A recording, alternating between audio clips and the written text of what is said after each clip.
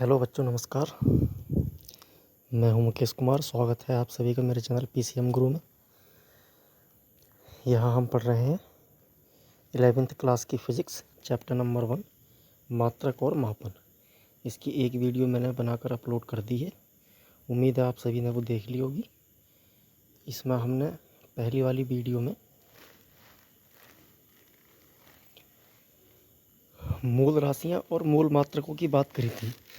मूल राशियाँ और मूल मात्रक हमने पढ़ लिए थे और हम मूल मात्रकों की परिभाषा पढ़ रहे थे। मूल मात्रक क्या होते हैं? जैसे एक मीटर मात्रक होता है। जैसे लंबाई का तो 1 मीटर कितने को कहते हैं। तो मीटर की परिभाषा हमने पढ़ ली थी और मीटर की जो और लंबाई के जो और छोटे बड़े मात्रक हैं वो भी हमने पढ़ लिए थे। इसके आगे अब हम बात करेंगे द्रव्यमान का जो एसआई मूल मात्रक है किलोग्राम। तो किलोग्राम से हम आज शुरू करेंगे और उम्मीद है आप सभी देखेंगे ध्यान से। अगर आप चैनल को पहली बार देख रहे हैं, वीडियो पहली बार देख रहे हैं, तो चैनल को सब्सक्राइब कर लें। ऐसी ही वीडियो जब कभी भी अपलोड होगी आपको नोटिफिकेशन पहुंच जाएगा। उसके लिए आपको जो घंटे का निशान बना हुआ है उसको प्रेस कर दें, दबा दें उसको। तो किलोग्राम से शुरू करते हैं। देखिए,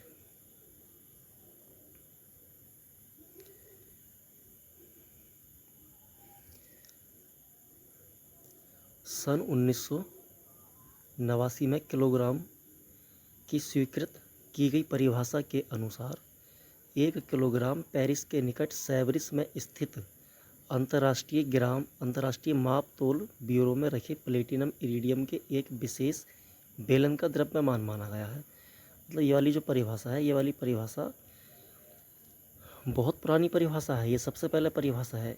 इस परिभाषा में बताना ये चाह रहे हैं कि पेरिस, जो कि फ्रांस की राजधानी है, उसके निकट एक सेवरिस नाम का स्थान है और वहाँ पर एक म्यूजियम है, एक ब्यूरो है। उस ब्यूरो में जितने भी अंतर्राष्ट्रीय मापतोल की जितनी भी वस्तुएं हैं या उससे संबंधित जितनी भी वस्तुएं हैं वो सब रखी गई हैं। तो वहाँ पर एक प्लेटिनम इरिडियम धातु का बना हुआ बेलन रखा गया है और उस बेलन का द्रव्यमान जितना है उस ही द्रव्यमान को 1 किलोग्राम माप लिया गया है।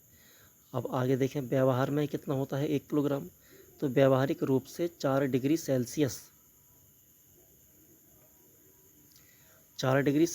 पर 1000.028 घन सेंटीमीटर पानी का द्रव्यमान जो होता है उसे हम कहते हैं 1 किलोग्राम। यहाँ से दो बातें क्लियर होंगी। देखो, जैसे हम कह रहे हैं कि 1000.028 घन सेंटीमीटर पानी का वजन कितना होगा? 1 किलोग्राम होगा। तो इसकी उल्टी बात भी सही होनी चाहिए, यानी कि 1 किलोग्राम पानी का जो आयतन होगा 4 डिग्री सेल्सियस टेम्परेचर पर वो 1000.028 घन सेंटीमीटर होगा।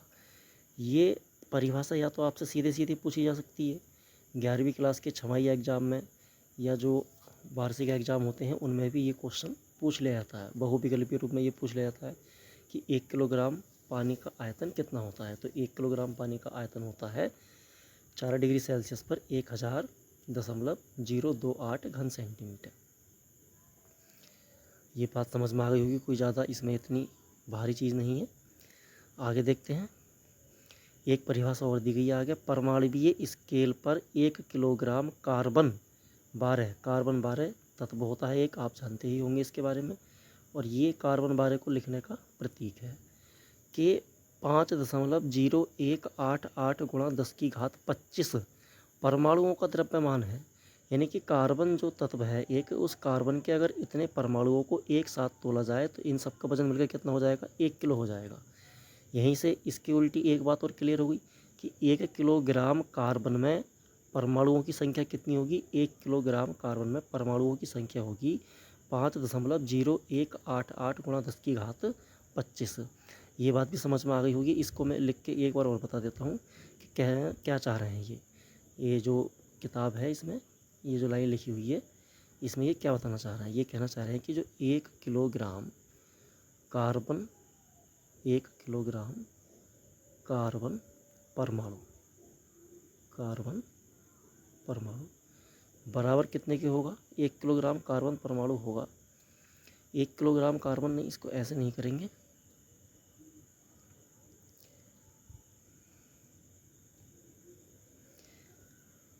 1 किलोग्राम कार्बन का मतलब होगा, 1 किलोग्राम कार्बन मतलब 5.0188 गुणा 10 की घात 25 कार्बन परमाणुओं का वजन। इस तरह से लिखा जाएगा इसको, मतलब ये अगर हम यहाँ पर कार्बन नहीं लिखें तो ज़्यादा सही रहेगा। 1 किलोग्राम बराबर 5.0188 गुणा 10 की घात 25 कार्बन के परमाणुओं का वजन। ये इसकी सही लिखने का तरीका होगा सही तरीके से। तो ये समझ में आ गया होगा आपको। आगे चल के हम किलोग्राम के और छोटे और बड़े मात्रक पढ़ेंगे, जो किलोग्राम से छोटे हैं और जो किलोग्राम से बड़े हैं। अगली परिभाषा देखते हैं, सेकंड की परिभाषा। सेकंड क्या होता है, 1 सेकंड किसे कहते हैं? तो सन 1967 में सेकंड की स्वीकृति की गई थी। ये सन 1 ये आपके लिए कोई ज़्यादा खास इंपॉर्टेंट नहीं है, आप परिभाषा पर ध्यान दें। इस परिभाषा के अनुसार 1 सेकंड वह समय अंतराल है जिसमें सीजियम 133 परमाणु द्वारा उत्सर्जित एक विशेष तरंग दैर्ध्य वाले विकिरण को प्रकाश भी कहते हैं, के 9192631770 कंपन होते हैं। इतने कंपन होते हैं कितने समय में? 1 सेकंड में। किसके होते हैं? सीजियम 133 जो एक तत्व होता है, इसके परमाणु द्वारा उत्सर्जित जो तरंग दैर्ध्य होती है, उस तरंग दैर्ध्य में 1 सेकंड में इतने सारे कंपन होते हैं। ये बहुत अटपटी सी परिभाषा लग रही होगी आपको, लेकिन जब आप तरंग गति पढ़ लेंगे तो ये आपको आसानी से समझ में आ जाएगी कि ये तरंग दैर्ध्य क्या है और तरंग विकिरण क्या है, ये सब आपको समझ में आ जाएगा। अभी आप इस परिभाषा को केवल याद कर लें। और समय के और छोटे बड़े जो मात्रक हैं वो आप कुछ तो उनमें से आप जानते ही होंगे, बता देता हूँ मैं यहाँ पे कुछ। जैसे अगर मैं बात करूँ तो सेकंड सबसे छोटा मात्रक हो गया। सेकंड से छोटे और भी हैं, जैसे इसे हम माइक्रो सेकंड कह दें या नैनो सेकंड कह दें। तो माइक्रो के लिए वही 10 की घात 6 लगा देंगे, नैनो के लिए 10 की घात 9 लगा देंगे। पिको सेकंड हो जाएगा, पिको सेकंड के लिए 10 की घात 12 लगा देंगे। पिको सेकंड के लिए क्या लगा देंगे? 10 की घात 12 लगा देंगे। ठीक है। सेकंड से बड़े बड़े मात्रक कौन से हैं? सेकंड से बड़े, तो सेकंड से बड़े मात्रक जो हैं, सेकंड से बड़ा मात्रक मिनट होता है, इसे आप सभी जानते हैं। मिनट से बड़ा मात्रक घंटा होता है, इसे भी आप सभी जानते हैं। घंटे से बड़ा मात्रक दिन होता है। अब इसके आगे जो मात्रक हैं उन पर ध्यान दें। देखो, दिन से मिलकर बनता है सप्ताह, 7 दिनों को क्या कहते हैं? सप्ताह कहते हैं। तो ये सप्ताह भी किसका मात्रक हो गया? समय का मात्रक हो गया। 4 सप्ताह या 4.5 सप्ताह से मिलकर बनता है क्या? आपका महीना, मंथ, मास। ये भी महीना भी किसका मात्रक हो गया? समय का मात्रक हो गया। 12 महीनों से मिलकर बनता है आपका साल या वर्ष, तो वर्ष भी किसका मात्रक हो गया? समय का मात्रक हो गया। 10 साल से मिलकर बनता है दशक, तो दशक भी किसका मात्रक हो गया? समय का मात्रक हो गया। 100 साल से मिलकर बनती है शताब्दी, शताब्दी किसका मात्रक हो गया? समय का मात्रक हो गया। ठीक है। तो ये सब आपको ध्यान रखना है कि ये सब समय के मात्रक हैं बड़े बड़े। आगे देखते हैं, चलिए। एम्पियर, एम्पियर क्या होती है? इस परिभाषा में तो आप बिल्कुल ही घबरा जाएंगे पढ़ के इसको। ये घबराने की कोई आवश्यकता नहीं है। जब आप विद्युत धारा पढ़ेंगे 12th क्लास में जाके, तो वहाँ पर आप इसकी परिभाषा को दोबारा से पढ़ेंगे। यहाँ पर आप थोड़ा सा समझने की कोशिश करें, क्योंकि ज़्यादातर एम्पियर की परिभाषा आती है लिखने के लिए। 1 एम्पियर वह विद्युत धारा है, 1 एम्पियर वह विद्युत धारा है जो निर्वात में परस्पर 1 मीटर की दूरी पर स्थित सीधे तथा अनंत लंबाई के 2 समांतर एवं नगण्य वृत्तीय अनुप्रस्थ काट के चालकों में प्रवाहित किए जाने पर प्रत्येक चालक की प्रति मीटर लंबाई पर चालकों के बीच में 2 गुणा 10 की घात -7 न्यूटन का बल उत्पन्न होता है या उत्पन्न करती है। इसे मैं थोड़ा सा चित्र बना के समझाने की कोशिश करता हूँ आपको। देखें, ये बताना चाह रहे हैं कि 1 एम्पियर कौन सी विद्युत धारा है। ये कह रहे हैं कि निर्वात में परस्पर 1 मीटर की दूरी पर स्थित 2 तार होने चाहिए। जैसे एक तार ये हो गया, दूसरा तार ये हो गया, इन दोनों के बीच की दूरी होनी चाहिए 1 मीटर। और ये तार कहाँ पर रखे हैं? निर्वात में रखे हैं। समांतर होने चाहिए, अनंत लंबाई के 2 समांतर, इनकी लंबाइयाँ कैसी हैं? अनंत हैं। ये मैंने डॉट डॉट कर दिया, मतलब इसके आगे को भी ये तार हैं। ठीक है। नगण्य वृत्तीय अनुप्रस्थ काट, यानी कि इनका ये वाला सिरा जो होता है, ये वाला, इसे कहते हैं अनुप्रस्थ काट। जैसे जो मोटाई जो होती है ना तार की, वो अनुप्रस्थ काट कहते हैं उसे। तो उसका क्षेत्रफल जो होना चाहिए या मोटाई जो होनी चाहिए वो बिल्कुल नगण्य होनी चाहिए, मतलब बिल्कुल बहुत ही कम होनी चाहिए, तो उसे हम नगण्य कह देंगे। अब ये बिल्कुल नगण्य, बिल्कुल जीरो तो हो नहीं सकती किसी भी स्थिति में, लेकिन बहुत ज़्यादा कम हो सकती है। मतलब तार जो होना चाहिए बहुत ही पतला होना चाहिए। तो अगर इस तरह की स्थितियां हैं तो इन चालकों के प्रति मीटर लंबाई मतलब 1 मीटर लंबाई पर चालकों के बीच 2 गुणा 10⁻⁻7 न्यूटन का बल लगता है।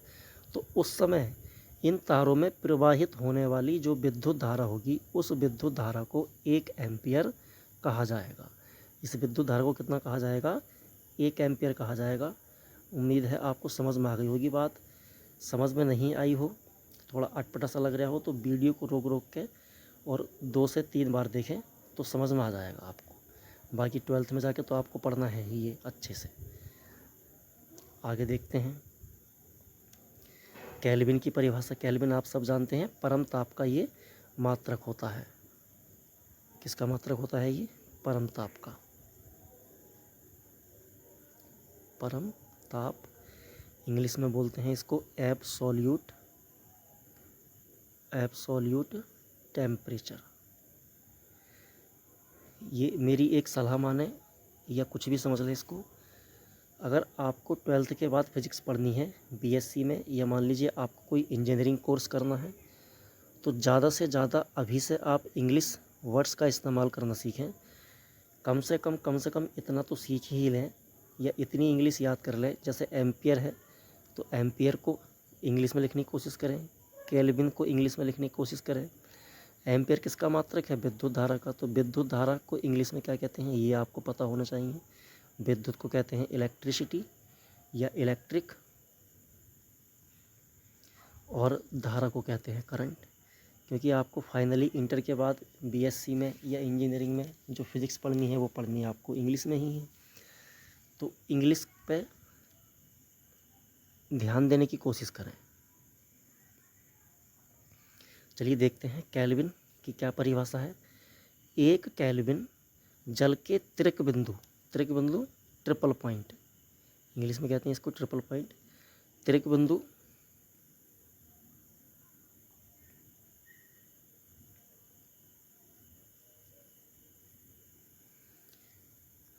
एक केल्विन जल के त्रिक बिंदु के ऊष्मागतिक ताप का 1/273.16वां भाग है। क्या कहना चाह रहा है भाई? समझने की कोशिश करें बात को। ये कहना चाह रहे हैं कि जो 1 केल्विन ताप होता है, 1 केल्विन ताप जो होता है वो जो जल का जो त्रिक बिंदु है, जल का त्रिक बिंदु होता है 273.16। सही है। अगर इस 273.16 से 1 को भाग करी जाए तो ये जो तापमान आएगा, ये तापमान आपका कहलाएगा 1 डिग्री केल्विन। अब इसमें भी थोड़ी सी परेशानी हो रही होगी आपको, समझने में थोड़ी सी दिक्कत हो रही। देखिए फिज़िक्स है, थोड़ी सी परेशानियाँ या कम समझ में तो आएगी, लेकिन इसे पढ़ने का केवल एक ही तरीका है कि इसे आप बार बार रिवाइज करें। तो बार बार रिवाइज करने से क्या होगा कि एक तो आपको ये परिभाषाएं याद होंगी, मतलब एक तरह से ऐसे रट जाएंगी। और जब इसी परिभाषा को आप जब इसे डिटेल्स में पढ़ोगे, डिटेल्स में कहाँ पढ़ोगे इसे? जब हम पढ़ेंगे थर्मोडायनामिक्स, ऊष्मागतिकी की जब हम पढ़ेंगे तो वहाँ पर इसकी हम पूरी डिटेल्स पढ़ेंगे, तो वहाँ पर आपको समझने में बिल्कुल भी दिक्कत नहीं होने की है। तो अगर आपको समझ में नहीं आ रही है तो कम से कम आप इस एक लाइन की परिभाषा को याद करने का तो ज़रूर ही प्रयास करें। याद तो कर ही लें इसे हर हाल में, रट के करें या किसी भी तरीके से करें, वैसे समझने के लिए इतना भारी भी नहीं है। एक बार मैं दोबारा समझा देता हूँ। 1 केल्विन जो होता है जल के त्रिक बिंदु के ऊष्मागतिक ताप का, जल के त्रिक बिंदु के ऊष्मागतिक ताप का 1/273.16वां भाग होता है। तो जल का जो त्रिक बिंदु है, त्रिक बिंदु का जो ऊष्मागतिक ताप है, उसके अगर हम 273.16 हिस्से कर दें तो उसमें से एक हिस्सा जो कहलाएगा, एक हिस्सा जो उसमें से कहलाएगा 1 केल्विन कहलाएगा। एक हिस्सा क्या कहलाएगा भाई? 1 डिग्री केल्विन या 1 केल्विन कहलाएगा। अब जो है आपको समझ में आ गया होगा। इसे 2-3 बार रिवाइज कर लेंगे, 2-3 बार वीडियो को देख लेंगे रोक रोक के, तो ये कन्फ्यूजन सारे क्लियर हो जाएंगे आपको। उम्मीद है बात समझ में आ गई होगी। चलिए आगे देखते हैं। आगे है भाई आपका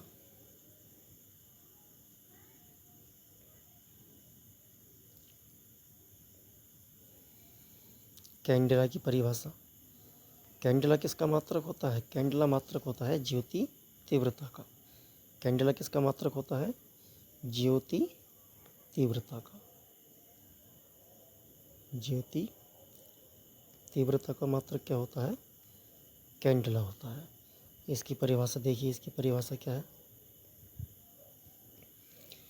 एक कैंडेला किसी दिशा में 540 गुणा 10 की घात 12 हर्ट्ज आवृत्ति वाले स्रोत की ज्योति तीव्रता है, जो उस दिशा में 1/683 वाट प्रति स्टेरेडियन की विकिरण तीव्रता का एक वर्णीय प्रकाश उत्सर्जित करता है। काफ़ी मुश्किल हो रही होगी इसे समझने में कि पता नहीं कहाँ कहाँ से ये परिभाषाएं बना दी गई हैं। तो ये परिभाषा आपको समझ में आएगी जब आप प्रकाश पढ़ेंगे। प्रकाश में है ये ज्योति तीव्रता और इसका मात्रक कैंडेला, इसकी परिभाषा वहीं पे मिलेगी आपको। प्रकाशिकी का जब हम चैप्टर पढ़ेंगे, प्रकाशिकी का चैप्टर भी प्रकाश के बिल्कुल लास्ट में है। ठीक है, तो मेरे ख्याल से ये तो आपको वहीं पे ज़्यादा अच्छी तरह से समझ में आ जाएगी। आप केवल यहाँ तो एक ही काम करो, इन परिभाषाओं को रट लो। चलिए अगली वाली देखते हैं। ये बहुत ही ज़्यादा इम्पोर्टेंट है और ये आपको समझनी भी बहुत ज़रूरी है। इसका कितना महत्व है केमिस्ट्री में, ये भी आपको पता होगा अगर आप केमिस्ट्री पढ़ते होंगे तो। केमिस्ट्री में बहुत ही इम्पोर्टेंट है ये वाली परिभाषा। इसको मैं यहाँ रख देता हूँ। देखिए,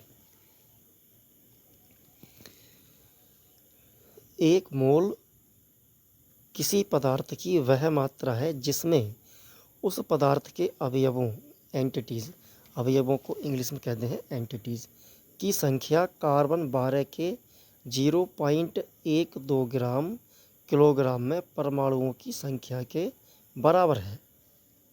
ये क्या बात हुई भाई? अभी आप सोच रहे होंगे कि तो सर ने एक मोल कुछ और पढ़ाया था क्लास में, यहाँ परिभाषा कुछ और लिखी हुई है। परिभाषा कुछ और नहीं लिखी हुई है, बस ये केवल शब्दों का खेल है। समझ के देखिए बात को ध्यान से। ये कह रहा है कि एक मोल किसी पदार्थ की वह मात्रा है जिसमें उस पदार्थ के अवयवों की संख्या कार्बन 12 के 0.12 किलोग्राम में परमाणुओं की संख्या के बराबर होती है। इसका सीधा सा मतलब ये है, जैसे आपके टीचर्स ने आपको बताया होगा, जैसे मैंने अपनी क्लास में भी पढ़ाया है बच्चों को, कि जो एक मोल होता है, एक मोल पदार्थ में उस पदार्थ के 6.023 × 10⁻23 इतने कण होते हैं किसी भी पदार्थ के एक मोल में। अगर इतने कण हैं उस पदार्थ के तो उसकी मात्रा एक मोल कहलाएगी। तो इसका मतलब ये हुआ कि जो कार्बन है, कार्बन के 0.12 किलोग्राम में परमाणुओं की जो संख्या होगी वो 6.023 × 10⁻23 के बराबर होगी। अब आपको ये परिभाषा समझ में आ गई होगी।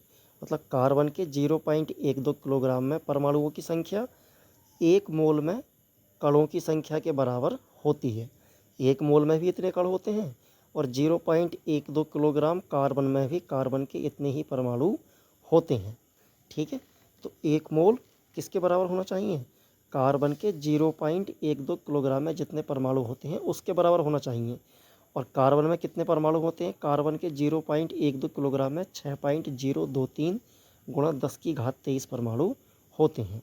अब आपको ये समझ में आ गई होगी बात सही से। आगे देखते हैं। जो हमारी पूरक राशियाँ थीं, ये मूल राशियाँ तो 7 ही हैं। यहाँ तक सबकी परिभाषा कंप्लीट हो गई। अब देखते हैं रेडियन की परिभाषा। रेडियन की क्या परिभाषा है? तो रेडियन की परिभाषा में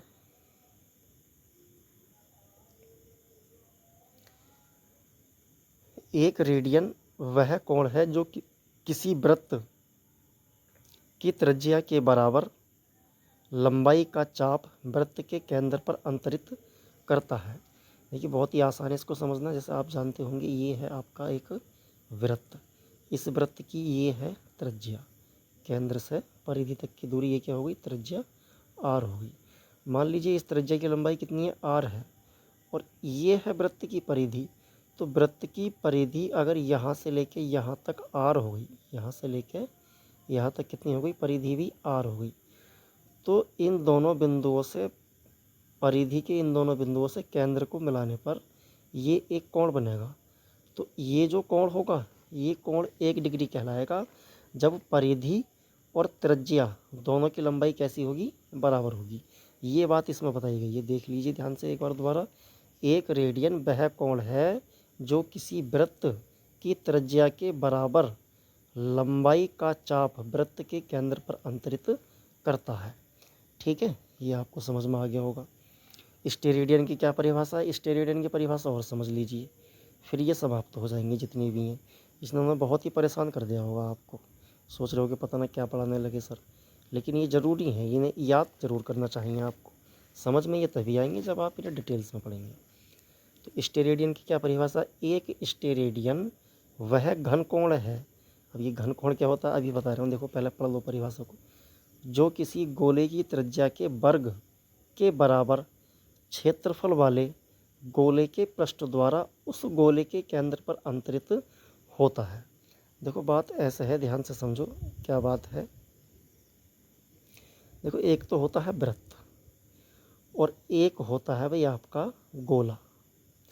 एक क्या होता है वृत्त और एक क्या होता है गोला। यहाँ पर ये दोनों आपको वृत्त ही दिखाई दे रहे हैं, लेकिन ये जो है ये गोला है और ये वृत्त है।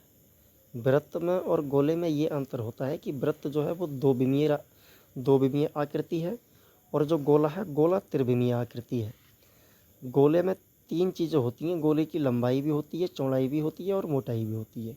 मोटाई दिखाई नहीं देगी आपको तो उसे आप ऊंचाई कह देंगे, सही है। जबकि वृत्त में केवल 2 ही चीज़ें होती हैं, लंबाई और चौड़ाई, बस ये 2 चीज़ें होती हैं वृत्त में। तो ये द्विविमीय आकृति है और ये त्रिविमीय आकृति है।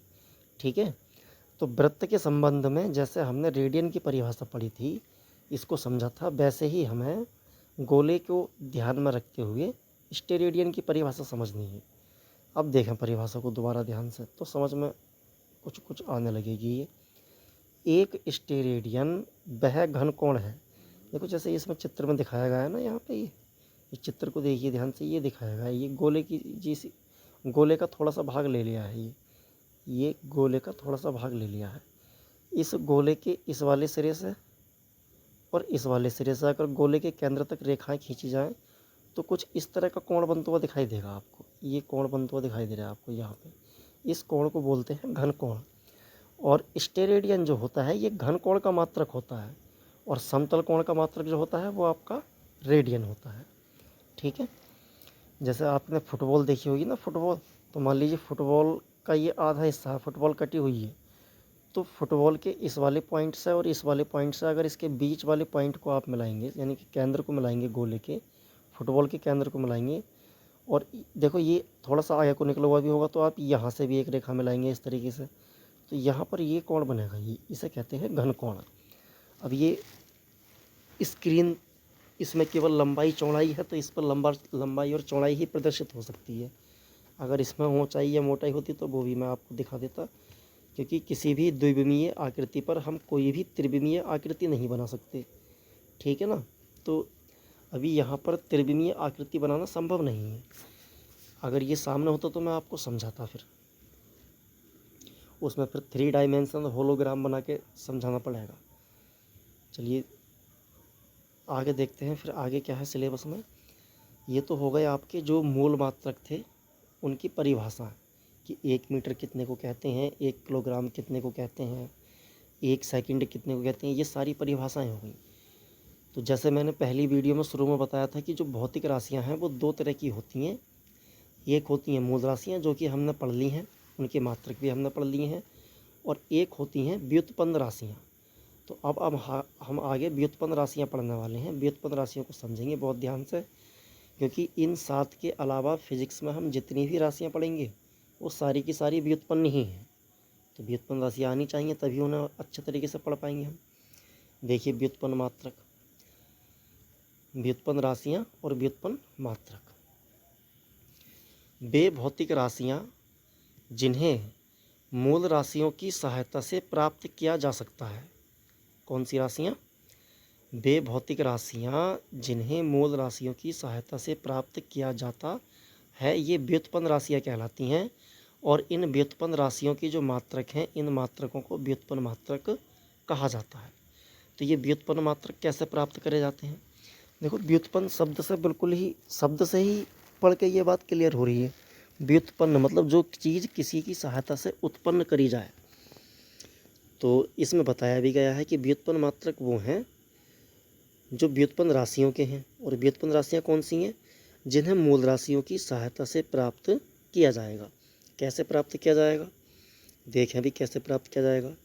जैसे हम पहली बार में सूत्र पढ़ते हैं, शुरू में हाई स्कूल तक हम कितने सूत्र पढ़ लेते हैं? जैसे एक सूत्र हम बहुत पढ़ते हैं, चाल बराबर दूरी बटे समय। तो अब मुझे ये बताइए कि ये जो चाल है, ये चाल स्वतंत्र रूप में इसका कोई अस्तित्व है? नहीं अस्तित्व है। चाल को हम केवल तभी मेज़र कर सकते हैं, तभी माप सकते हैं जब हमें दूरी पता हो और वो दूरी कितने समय में तय करी गई है वो समय पता हो। तभी हम किसी भी वस्तु की चाल निकाल सकते हैं, वरना हम चाल नहीं निकाल सकते किसी भी तरीके से। ठीक है, तो कहने का मतलब ये है कि जो चाल है ये दूरी पर निर्भर है और समय पर निर्भर है। इन दोनों से मिलकर या दूरी और समय के अनुपात को हम क्या कह रहे हैं? चाल कह रहे हैं। तो चाल जो एक भौतिक राशि हमारे पास आई है, ये नई भौतिक राशि आई है, ये दूरी और समय की सहायता से उत्पन्न हुई है। दूरी और समय के अनुपात को चाल कहेंगे। इसका मतलब जो चाल हो गई, चाल कैसी राशि हो गई? व्युत्पन्न भौतिक राशि हो गई। और चाल का जो मात्रक होगा, चाल के मात्रक को कहेंगे हम व्युत्पन्न मात्रक। अब मात्रक कैसे निकालते हैं इन राशियों की, इसे समझ लें भाई, ये बहुत ही ज़्यादा इम्पोर्टेंट है। ये जब तक आप फिजिक्स पढ़ेंगे तब तक आपको ये पढ़ना होगा। ठीक है, देखिए कैसे निकालते हैं। जैसे यही वाला सूत्र ले लेते हैं। ये सूत्र था हमारा, चाल बराबर दूरी बटे समय। तो अभी हमने देखा दूरी का मात्रक क्या था हमारा? मीटर। समय का मात्रक क्या था? सेकंड। तो अगर हमें चाल का मात्रक निकालना है तो चाल के इसी सूत्र में दूरी के स्थान पर लिखेंगे हम दूरी का मात्रक और समय के स्थान पर लिखेंगे समय का मात्रक यानी कि सेकंड। तो ये जो मात्रक बन के आएगा नया, ये चाल का मात्रक होगा। m मीटर और s सेकंड। और ये बटे का जो चिन्ह है, जब मात्रक को हम बोलेंगे तो इसको हम प्रति बोलेंगे, इसको हम प्रति बोलेंगे। तो चाल का मात्रक हो जाएगा मीटर प्रति सेकंड। ये चाल का SI मात्रक हो गया, क्योंकि हमने दूरी और समय दोनों के SI मात्रक लिए हैं। तो ये चाल का क्या हो गया? चाल का भी ये SI मात्रक होगा। जैसे मैंने आपको पद्धतियाँ पढ़ाई थी, CGS सिस्टम पढ़ाया था, FPS सिस्टम पढ़ाया था। हम जिस सिस्टम में दूरी और समय के मात्रक लेंगे उसी सिस्टम में हमारा चाल का मात्रक निकल के आएगा। अगर हम यहाँ पर दूरी का मात्रक लेते सेंटीमीटर और समय का मात्रक लेते हम सेकंड, तो चाल का मात्रक क्या बन के आता? सेंटीमीटर प्रति सेकंड। तो ये हमारा CGS सिस्टम में हो जाता। ये किस में हो जाता? CGS सिस्टम में। ये किस में है? हमारा SI सिस्टम में। उम्मीद करता हूँ ये बात बड़े अच्छे तरीके से आपको समझ में आ गई होगी। या अगर ना समझ में आई हो तो इसे चाहे आपको 5 बार देखना पड़े, 10 बार देखना पड़े, वीडियो को रोक के पीछे करके बार बार इसे देख ले, क्योंकि व्युत्पन्न राशियों की मात्रक निकालने का केवल यही एक तरीका है, इसके अलावा कोई और तरीका नहीं है। तो यहाँ से एक बात और समझ में आ रही है कि अगर हमें किसी भी व्युत्पन्न राशि का मात्रक निकालना है तो हमें उसका सूत्र पता होना चाहिए। क्या पता होना चाहिए? हमें उसका सूत्र।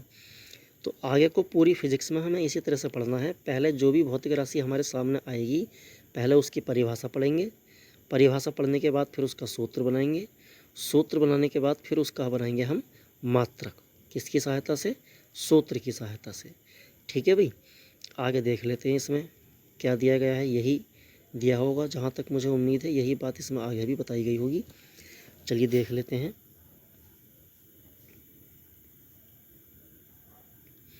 हाँ देखो, ये बताया गया है इसमें कुछ व्युत्पन्न राशियाँ एवं उनके मात्रक। कुछ व्युत्पन्न राशियाँ एवं उनके मात्रक उदाहरणार्थ नीचे दिए गए हैं। आयतन। आयतन का सूत्र क्या होता है? लंबाई गुणा चौड़ाई गुणा ऊंचाई।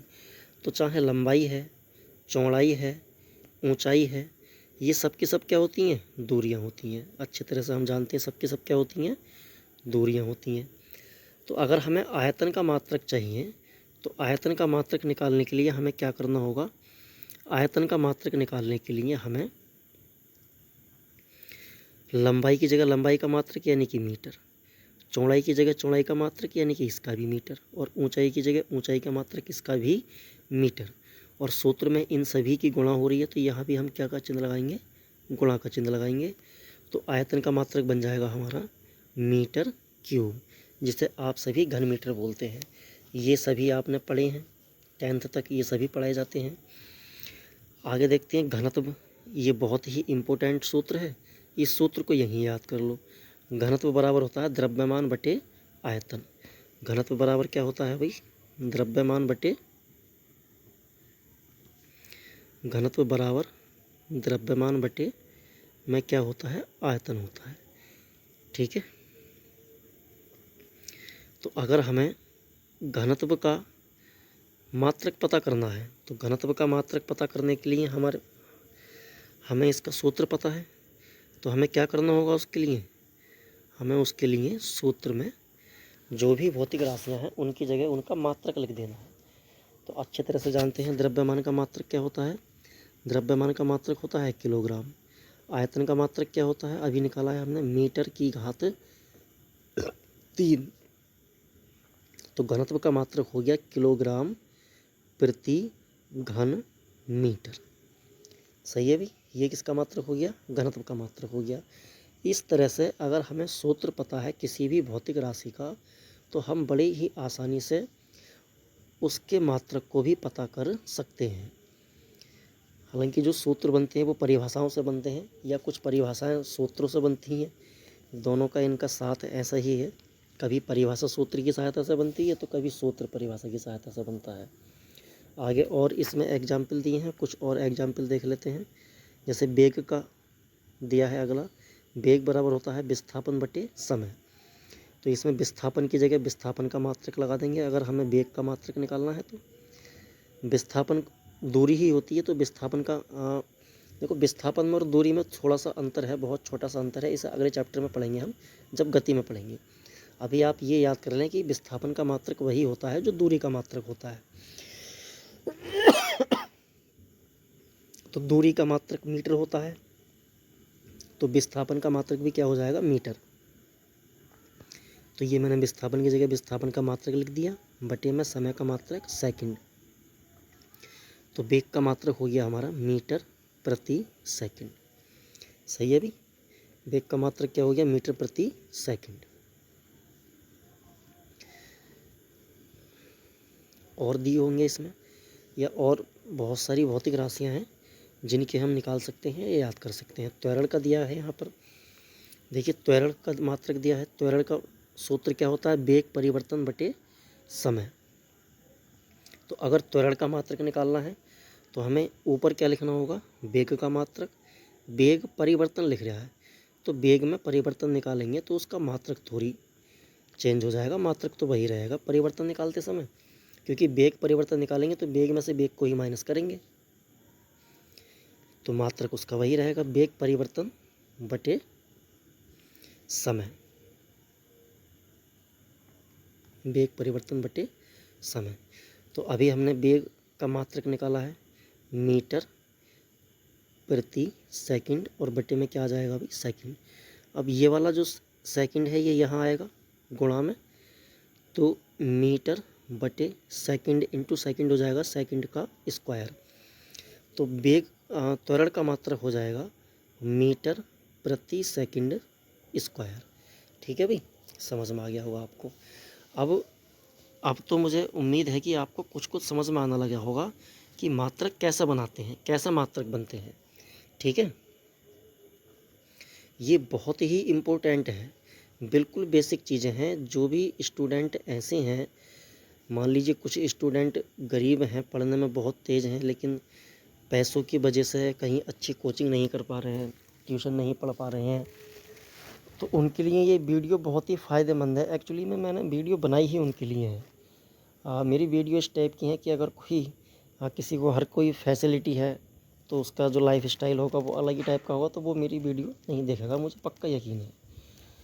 तो कोई बात नहीं, मुझे इससे कोई ज़्यादा फ़र्क नहीं पड़ता। मेरा जो लक्ष्य है, जो गरीब तबका है अपने देश का, उसे ही ऊपर उठाने का लक्ष्य है मेरा। चलिए आगे और भी इसके एग्जाम्पल दिए हैं, जैसे ये एक एग्जाम्पल दिया है बल का, इसको और समझ लेते हैं। काफ़ी इम्पोर्टेंट है ये भी। बल बराबर होता है द्रव्यमान गुणा त्वरण। जैसे 9th में आपने इसका बल का फॉर्मूला पढ़ा होगा, F बराबर m इंटू ए। एम से रिप्रेजेंट करते हैं हम द्रव्यमान को और ए से रिप्रेजेंट करते हैं त्वरण को। ठीक है, तो द्रव्यमान और त्वरण दोनों की मात्रक अभी देखे हैं हमने। द्रव्यमान तो इसमें मूल राशि है और त्वरण जो व्युत्पन्न राशि है इसका मात्रक अभी हमने निकाला है। तो द्रव्यमान का मात्रक क्या देखा था भाई हमने अभी? द्रव्यमान का मात्रक देखा था हमने अभी किलोग्राम, और त्वरण का क्या मात्रक निकाला था? मीटर बटे में सेकंड स्क्वायर। सही है, तो बल का मात्रक क्या हो गया? बल का मात्रक हो गया किलोग्राम मीटर प्रति सेकंड स्क्वायर। अब यहाँ पर एक बहुत ही समझने वाली बात है। दिक्कतें जो स्टार्ट होती हैं वो यहीं से शुरू होती हैं। दिक्कतें, क्या दिक्कत शुरू होती है? देखो यहाँ से दिक्कत तो वैसे कुछ ज़्यादा है नहीं, बस समझना ये है कि ये जो लिखो वो आपको दिखाई दे रहा है किलोग्राम मीटर प्रति सेकंड। ये जो आपको लिखा हुआ दिखाई दे रहा है, इसका ही दूसरा एक और नाम है जिसे हम कहते हैं न्यूटन। क्या कहते हैं? न्यूटन कहते हैं। न्यूटन ने बल के बारे में काफ़ी रिसर्च की थी, गुरुत्वाकर्षण बल की खोज की थी, ऐसा कहा जाता है, जबकि ये कतई सफ़ेद झूठ है। चलिए वो यहाँ पर डिस्कशन का विषय नहीं है, किसी और वीडियो में या किसी मोटिवेशनल वीडियो में उसकी बात करी जाएगी। तो किलोग्राम मीटर प्रति सेकंड स्क्वायर का ही दूसरा क्या नाम है? न्यूटन नाम है। तो अगर बल का मात्रक अब हम कहीं लिखेंगे तो बल का मात्रक या तो हमें लिखा मिलेगा किलोग्राम मीटर प्रति सेकंड स्क्वायर, या फिर हमें लिखा मिलेगा न्यूटन। ये दोनों ही बल के मात्रक होंगे। ठीक है, इतनी बात तो समझ में आई गई होगी, इसमें तो कोई दिक्कत है नहीं इतनी बात में। अब दिक्कत क्या है? अब दिक्कत देखो यहाँ की बात शुरू होगी, मैं बताता हूँ अब क्या दिक्कत हो सकती है आगे, या क्या दिक्कतें होती हैं बच्चों को। अब बल का तो हमने मात्रक निकाल लिया। अब मैंने कहा कि भाई कार्य का मात्रक निकालिए, वर्क का कार्य का मात्रक निकालिए। तो कार्य का सूत्र होता है बल गुणा बल की दिशा में विस्थापन। बल गुणा बल की दिशा में विस्थापन, ये सूत्र होता है कार्य का। तो वही करेंगे आप कार्य का मात्रक निकालने के लिए, जैसा मैं बताता आ रहा हूँ अभी पीछे से। बल की जगह बल का मात्रक लिखेंगे और विस्थापन की जगह विस्थापन का मात्रक लिखेंगे। अब दिक्कत ये है कि बल का कौन सा मात्रक लिखें? बल का मात्रक न्यूटन लिखें या किलोग्राम मीटर प्रति सेकंड स्क्वायर लिखें? तो इसमें कतई भी कंफ्यूज नहीं होना है, आप कोई सा भी लिख सकते हैं। अगर आप बल के मात्रक न्यूटन का इस्तेमाल करते हैं तो न्यूटन गुणा विस्थापन का मात्रक मीटर, तो कार्य का एक मात्रक क्या बन गया? Newton metre.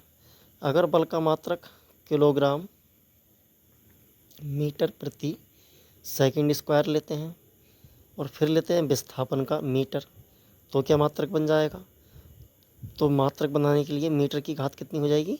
2 हो जाएगी। मीटर की घात कितनी हो जाएगी भाई? 2। ये बन जाएगा कार्य का मात्रक। तो यहाँ पर कार्य के मात्रक अब 2 हो गए। न्यूटन, एक तो हो गया न्यूटन मीटर, एक हो गया किलोग्राम मीटर स्क्वायर प्रति सेकंड स्क्वायर। ठीक है, अब यहाँ फिर एक नई बात है। क्या नई बात है? कि ये जो किलोग्राम मीटर स्क्वायर प्रति सेकंड स्क्वायर है, इसको या इसका जो दूसरा नाम है वो है जूल। इसका दूसरा नाम क्या है? जूल। सही है, तो ये तीनों ही कार्य के SI मात्रक हैं।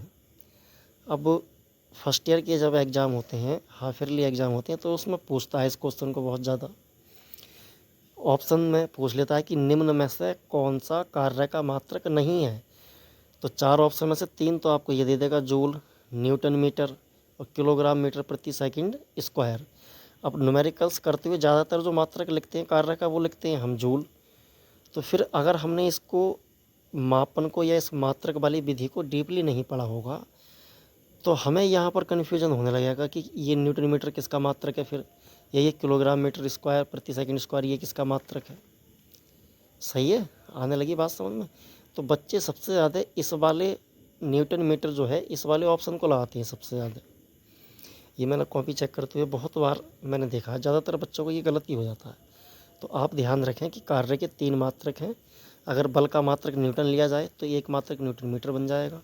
अगर बल का मात्रक किलोग्राम मीटर प्रति सेकंड स्क्वायर लिया जाए तो एक क्या बन जाएगा, किलोग्राम मीटर स्क्वायर प्रति सेकंड स्क्वायर।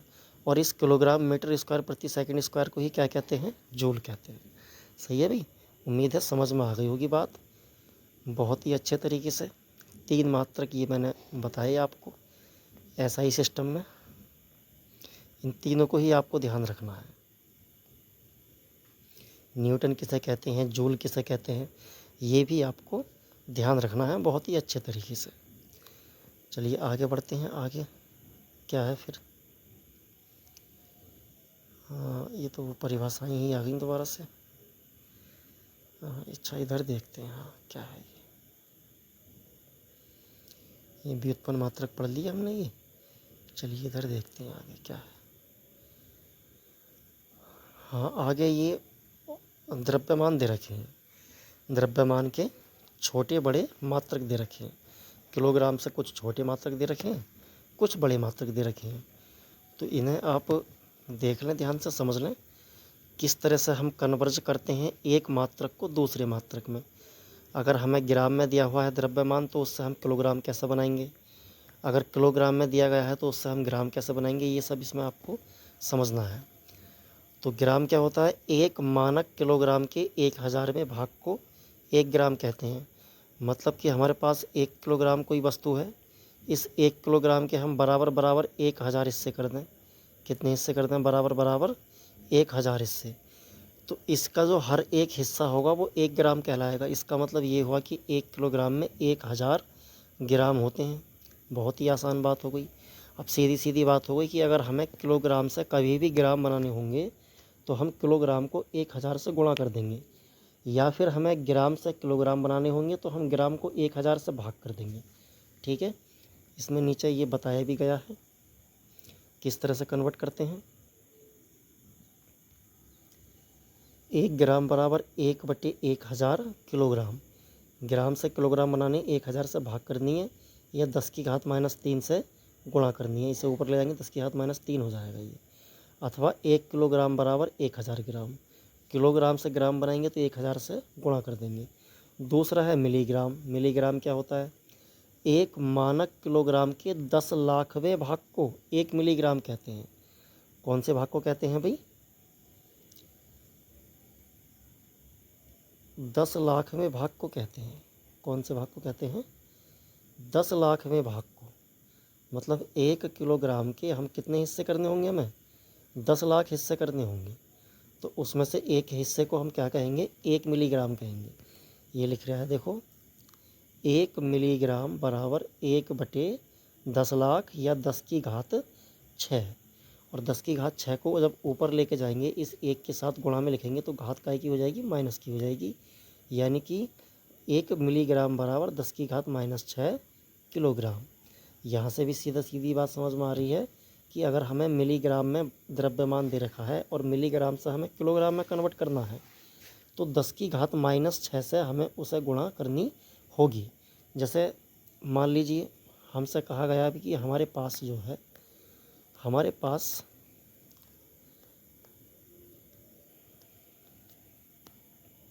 हमारे पास 5 गुणा 10 की घात 3 मिलीग्राम द्रव्यमान है। 5 गुणा 10 की घात 3 मिलीग्राम द्रव्यमान है। अब इसे किलोग्राम में कन्वर्ट करिए कि ये किलोग्राम में कितना होगा, किलोग्राम में बताइए। तो हमें क्या करना होगा, हम इस मिलीग्राम को 5 गुणा 10 की घात 3 मिलीग्राम को 10 की घात -6 से क्या कर देंगे, गुणा। तो ये फिर किस में बन जाएगा, किलोग्राम में बन जाएगा। अब इन जब घातों को हम सॉल्व करेंगे तो ये कितनी हो जाएंगी, 5 गुणा 10 की घात -3 किलोग्राम। सही है, तो 5 गुणा 10 की घात -3 किलोग्राम किसके बराबर हो जाएगा, 5 गुणा 10 की घात 3 मिलीग्राम के बराबर हो जाएगा। ठीक है भाई, आ गई होगी बात समझ में। ये इस तरह से जब हम प्रैक्टिस क्वेश्चन करेंगे, बहुत सारे क्वेश्चन हमें प्रैक्टिस के करने हैं, कन्वर्जन करना है। ग्राम से मिलीग्राम में, ग्राम से किलोग्राम में, मिलीग्राम से किलोग्राम में, माइक्रोग्राम में, ठीक है, क्विंटल में।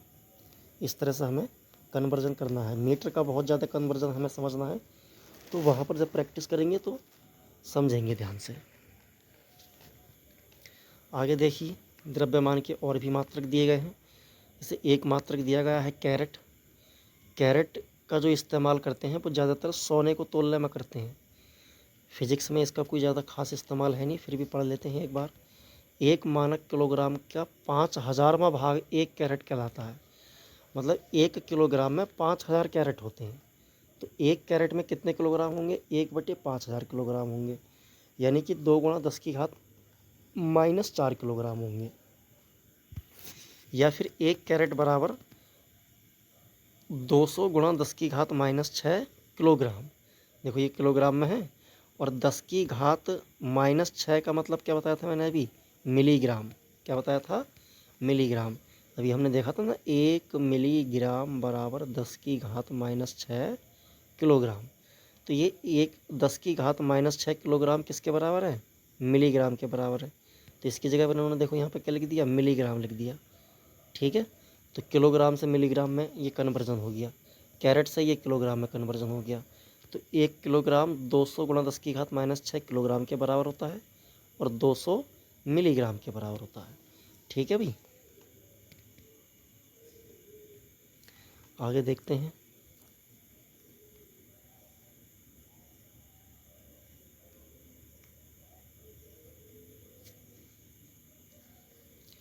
परमाणु द्रव्यमान मात्रक। परमाणु द्रव्यमान मात्रक का इस्तेमाल हम जब करते हैं जब हमें परमाणुओं का वजन तोलना होता है। परमाणुओं का वजन वैसे तो हम तोल नहीं सकते, ये एक अलग प्रकार की बैलेंस होती हैं। बैलेंस मतलब तराजू, जिनसे परमाणुओं को या परमाणुओं के द्रव्यमान को मापा जाता है। तो परमाणु का द्रव्यमान बहुत ही कम होता है। अगर उसे किलोग्राम में, मिलीग्राम में या माइक्रोग्राम में भी मापेंगे तो वो बहुत बड़ा आएगा। इसलिए हमें परमाणु का द्रव्यमान मापने के लिए बहुत ही छोटे मात्रक की आवश्यकता है। तो ये जो परमाणु द्रव्यमान मात्रक है, जिसे इंग्लिश में एटॉमिक मास यूनिट या शॉर्ट में इसको AMU बोल देते हैं, इसका इस्तेमाल इसीलिए किया जाता है। तो देखो ये क्या होता है, कार्बन परमाणु, जिसे हम C12 या 12C6 इन्होंने लिखा है यहाँ पर, ये लिखने का तरीका होता है। रसायन विज्ञान में किसी भी तत्व के प्रतीक को लिखने का तरीका होता है ये, कि द्रव्यमान के 12वें भाग को एक परमाणु द्रव्यमान मात्रक या एक AMU कहते हैं। सही है भाई। यह द्रव्यमान का सूक्ष्म मात्रक है, जिसका उपयोग सूक्ष्म कणों जैसे इलेक्ट्रॉन, प्रोटॉन, न्यूट्रॉन आदि के द्रव्यमान को व्यक्त करने में किया जाता है। ठीक है, तो द्रव्यमान के बड़े बड़े क्या मात्रक हैं? द्रव्यमान के बड़े बड़े मात्रक देख लेते हैं। द्रव्यमान का एक बड़ा मात्रक होता है स्लग। एक मानक किलोग्राम में 14.57 गुना द्रव्यमान को एक स्लग कहते हैं। मतलब एक स्लग में 14.57 किलोग्राम हुए। एक क्विंटल, एक मानक किलोग्राम के 100 गुने द्रव्यमान को एक क्विंटल कहते हैं। मतलब एक क्विंटल में कितने किलोग्राम हो गए? 100 किलोग्राम हो गए। एक मीट्रिक टन, एक मानक किलोग्राम के 1000 गुना द्रव्यमान को एक मीट्रिक टन कहते हैं। इसका मतलब एक मीट्रिक टन में 1000 क्या हो गए? किलोग्राम। और क्विंटल में कितने किलोग्राम थे? 100। मतलब इस 1000 में से अगर हम 100 किलोग्राम निकाल लें तो वो कितना हो जाएगा? 1 क्विंटल। इस तरह से फिर अगले 100 निकाल लें तो फिर वो कितने हो जाएंगे? 2 क्विंटल।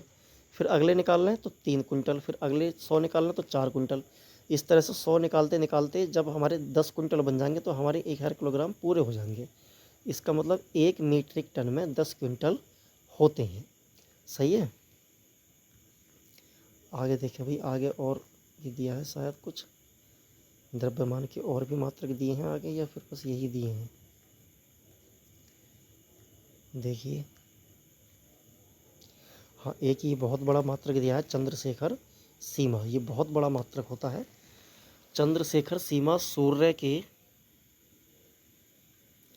द्रव्यमान का 1/4 गुना द्रव्यमान होता है। सूर्य के द्रव्यमान का भी 1/4 गुना द्रव्यमान उसे कहेंगे हम क्या, चंद्रशेखर सीमा। ये बहुत बड़ा मात्रक होता है, शॉर्ट में इसको CSL बोलते हैं, चंद्रशेखर लिमिट, ये लिखा हुआ है, शॉर्ट में CSL बोल देंगे। तो एक CSL बराबर कितना हो जाएगा, 1.4 इंटू सूर्य का द्रव्यमान। सूर्य का द्रव्यमान को 1.4 से गुणा कर देंगे तो ये बन जाएगा हमारा CSL। ठीक है, इसके बाद समय की मात्रक दिए हुए हैं, समय की मात्रक देखिए इसके आगे।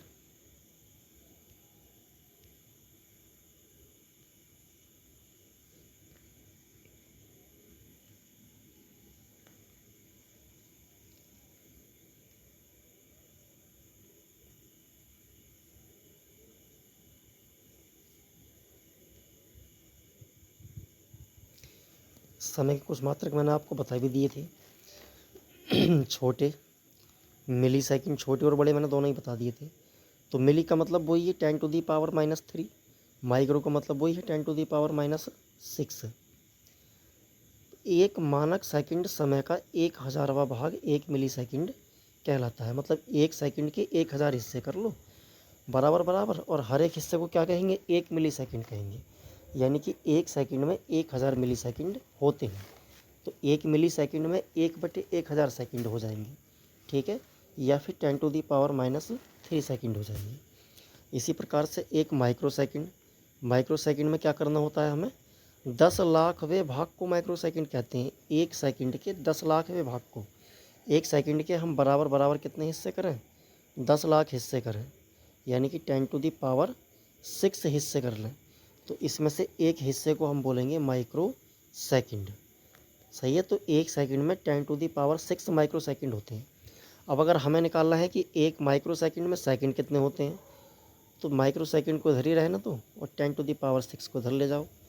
सही है, 10⁻6 को जब इधर लेके आएंगे तो ये हो जाएगा 1/1 में 10⁻6 सेकंड, इधर रह जाएगा आपका माइक्रो सेकंड। ये घात ऊपर जाकर काय की हो जाएगी, माइनस की। तो माइक्रो सेकंड बराबर हो जाएगा आपका 10⁻6 सेकंड। यानी कि अगर आपको माइक्रो सेकंड से सेकंड में कन्वर्जन करना है तो 10⁻6 से गुणा करनी है, और अगर आपको सेकंड से माइक्रो सेकंड में कन्वर्जन करना है तो आपको 10⁻6 से गुणा करनी है। ठीक है, देखो इसमें ये हमेशा ध्यान रखें, जब भी हम कभी छोटे मात्रक को बड़े मात्रक में बदलते हैं तो हमेशा भाग करनी होती है या फिर माइनस की पावर से गुणा करनी होती है, और जब भी कभी बड़े मात्रक को छोटे मात्रक में कन्वर्ट करना होता है तो हमेशा गुणा करनी होती है या फिर प्लस की पावर से गुणा करनी होती है। इस तरह से ध्यान रख लें आप, बड़े से छोटा बनाना है तो गुणा करेंगे, छोटे से बड़ा बनाना है तो भाग करेंगे। ठीक है, जब प्रैक्टिस करेंगे तो और चीज़ें समझ में आ जाएंगी, और जब प्रैक्टिस करेंगे तो फिर याद हो जाएगा कि बड़े से छोटा बनाना है तो क्या करना है, छोटे से बड़ा कन्वर्ट करना है, कन्वर्जन करना है तो क्या करना है। ठीक है, आगे देख लेते हैं क्या दिया है आगे। और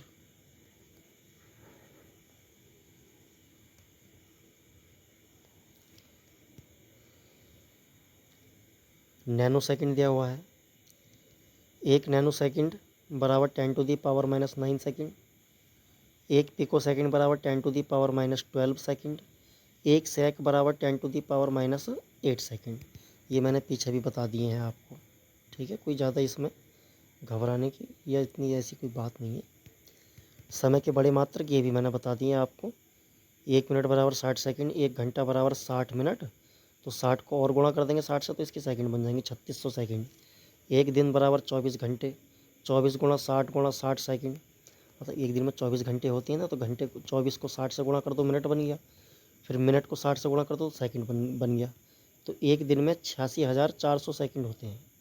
ठीक है, चौथा है एक वर्ष, एक वर्ष बराबर 365 दिन, दिन आ गए। दिन को फिर 24 से गुणा कर दो, घंटे बन गए। यहाँ तक घंटे हो गए। घंटे को फिर 60 से गुणा कर दो तो क्या बन गए, मिनट। मिनट को फिर 60 से गुणा कर दो तो क्या बन गए, फाइनली सेकंड। तो ये एक वर्ष के सेकंड आ गए हैं यहाँ पर, एक वर्ष के सेकंड। एक साल में कितने सेकंड होते हैं, 3.1536 इंटू 10⁻7 सेकंड होते हैं। याद रखने की कोई ज़्यादा खास ज़रूरत नहीं है, बस केवल ये कन्वर्जन आना चाहिए और ये पता होना चाहिए कि 1 मिनट में कितने सेकंड है, 1 घंटे में कितने मिनट है, 1 दिन में कितने घंटे हैं। और अमूमन ये तो सारी चीज़ें आपको पता ही हैं, बस आपसे गुणा और करनी आनी चाहिए, बाकी आप इसे निकाल सकते हैं आसानी से, कोई दिक्कत वाली इसमें बात नहीं है ऐसे। ठीक है भाई, आगे देखते हैं आगे क्या दिया हुआ है।